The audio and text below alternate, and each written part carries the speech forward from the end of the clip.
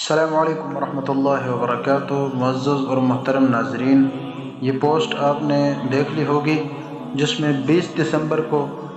یہ جو آنے والا 20 دسمبر ہے 2 دن کے بعد، اس میں مناظرہ طے ہوا ہے مفتی شمائل عبداللہ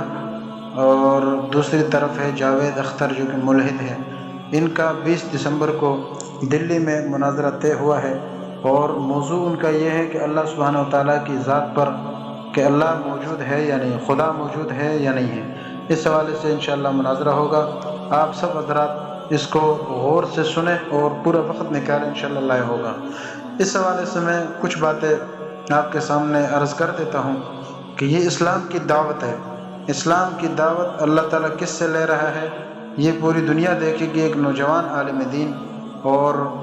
ان کی دعوت کی تڑپ اور جستجو کے ساتھ جوان سال عالم دین عزیز و محترم دوست مفتی شمائل ندوی صاحب ملحدین کے امام جاوید اختر سے ذات باری تعالیٰ کے وجود پر ڈیبیٹ کے لیے مسلسل کوشش میں لگے ہوئے تھے۔ اللہ نے اس کا موقع عنایت فرما دیا ہے، یعنی مفتی شمائل ندوی صاحب نے جاوید اختر کو ڈیبیٹ پر مائل کر ہی لیا، اور جب سے یہ اعلان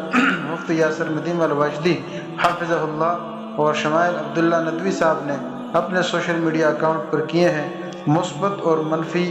دونوں طرح کے رد عمل کثرت سے دیکھنے کو مل رہے ہیں۔ مثبت رد عمل میں لوگ اس ڈیبیٹ کو سراہنے کے ساتھ دعائیں بھی دے رہے ہیں، تو کچھ لوگ اسے اسلام اور الحاد کے فیصلہ کن جنگ سمجھ بیٹھے ہیں۔ گویا جاوید اختر اگر مفتی شمائل عبداللہ ندوی کے دلائل سے خدا کی ذات کا قائل ہو جاتا ہے تو اللہ تعالیٰ کی ذات کے حقیقی وجود کو سرٹیفکیٹ مل جائے گا، جبکہ اصل حقیقت یہ ہے کہ ساری دنیا میں مل کر اگر اللہ کی ذات کے منکر ہو جائے تب بھی اس مالک حقیقی کی شان میں ذرہ برابر کمی آنے والی نہیں ہے۔ چہ جائے کہ ایک ملحد کے بے اثر گفتگو پر چند دیگر ملحدین کی تالیاں بجنے سے کوئی فرق آ جائے، اور منفی رد عمل یہ آ رہا ہے کہ کچھ لوگ اسے جذباتی مگر ناکام کوشش سمجھ رہے ہیں، تو کچھ لوگ اسے سیاسی فوائد کے لیے سوچے سمجھے منصوبے کے تحت فراہم کیا گیا موقع قرار دے رہے ہیں، اور کچھ لوگ ایسے بھی ہیں جو اس موضوع پر بحث کروا کر مسلمانوں کی مشکلات میں اضافے کا سبب قرار دے رہے ہیں، یا کم از کم ایک بہت شاطر اور چالباز ملحد کے سامنے رسوا ہو کر جگ ہنسانی کی وجہ قرار دے رہے ہیں۔ اور بھی بہت قسم کے تبصرے ہیں جنہیں تحلیل میں لانا سرے سے بے محل ہے،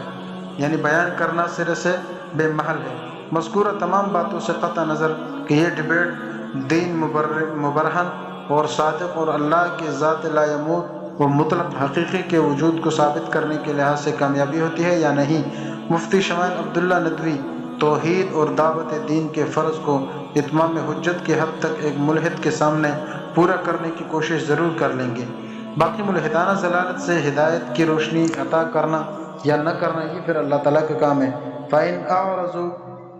فَمَا أَرْسَلْنَاكَ عَلَيْهِمْ حَفِيظًا إِنْ عَلَيْكَ إِلَّا الْبَلَاغُ۔ اب اگر یہ لوگ منہ موڑتے ہیں تو اے نبی صلی اللہ علیہ وسلم، ہم نے تم کو ان پر نگہبان بنا کر تو نہیں بھیجا ہے،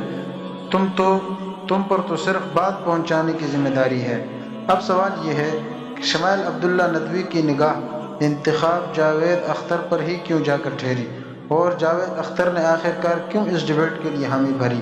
اور دونوں کا رابطہ کیسے ہوا؟ جب ان سوالوں کے جواب منفی رد عمل دینے والوں کو مل جائیں گے تو کم از کم وہ کسی قسم کا الزام شمائل عبداللہ ندوی صاحب کی ذات کو نہیں دے پائیں گے۔ باقی جو تخریب کار لوگ ہیں ان کا معاملہ اللہ ہی دیکھنے والا ہے۔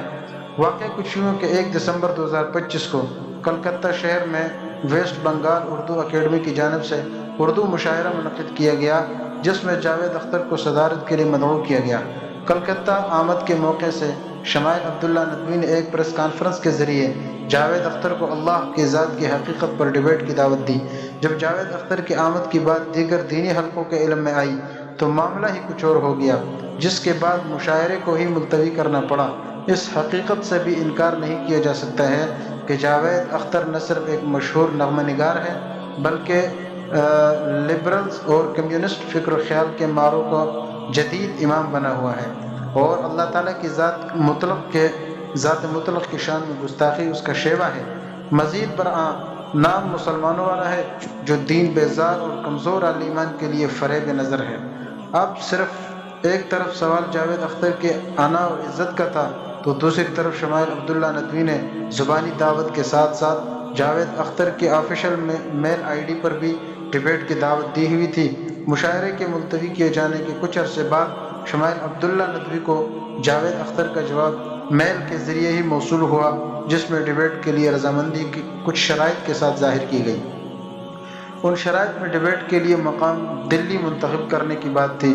اور عوامی کے بجائے محدود مگر اکیڈمک طرز کا مناظرہ رکھنے کے ساتھ ہی آرگنائز کوئی تیسرا فریق، لیکن وہ جس کی لسٹ جاوید اختر نے خود بنائی تھی اس میں سے کوئی ایک منتخب کرنے کی گنجائش رکھی گئی۔ جاوید اختر کی کچھ شرائط کو تبدیل کرانے کی کوشش کے ساتھ ہی شمائل عبداللہ ندوی نے مجھ سے رابطہ کیا کہ ڈیبیٹ کے لیے جاوید اختر نے رضامندی ظاہر کی ہے اور میں ڈیبیٹ دلی کے بجائے کسی نیوٹرل یا سیکولر پارٹی اسٹیٹ تلنگانہ کے شہر حیدرآباد یا کرناٹک کے بنگلور میں چاہتا ہوں، جس کی کوشش ہم نے شروع بھی کر دی، لیکن ان دو شہروں میں جاوید اختر کی طرف سے ڈیبیٹ کے لیے کوئی جواب نہیں آیا، جو کافی وقت گزرنے کے بعد آخرکار جاوید اختر کی دلی والی شرط کو قبول کرتے ہوئے دلی میں ہی رکھی گئی۔ مفتی شمائل عبداللہ ندوی کے شرائط میں یہ شرط بڑی حکیمانہ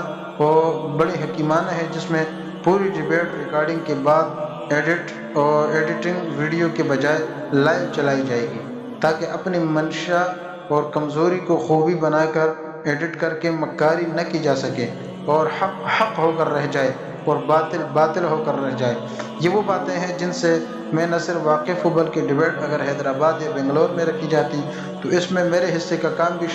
شامل ہو جاتا۔ اب کسی کو اس حقیقت سے واقف ہونے کے بعد مفتی شمائل عبداللہ ندوی کے خلوص نیت پر شک کرنے کی کوئی گنجائش باقی نہیں رہتی، اور نہ ان کی قابلیت اور استعداد پر کلام ہونا چاہیے، کیونکہ یہ پیروں کا وہ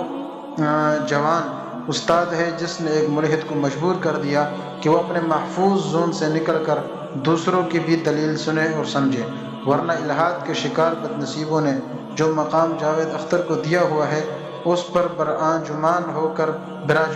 کر یہ خدا کی ذات پر رقیق حملے کرنے میں بھی پشیمان نہیں ہوتا، چہ جائے کہ یہ کسی مسلم اسکالر کو اپنے سامنے بات کرنے کے قابل سمجھے۔ اللہ سے دعا ہے کہ وہ مفتی شمائل عبداللہ ندوی کی زبان میں تاثیر کے ساتھ دلائل اور براہین کی وہ روشنی عطا کرے جس سے کفر اور الحاد کے شکار دلوں کو ہدایت کی توفیق عطا ہو۔ آمین برحمتک یا ارحم الراحمین۔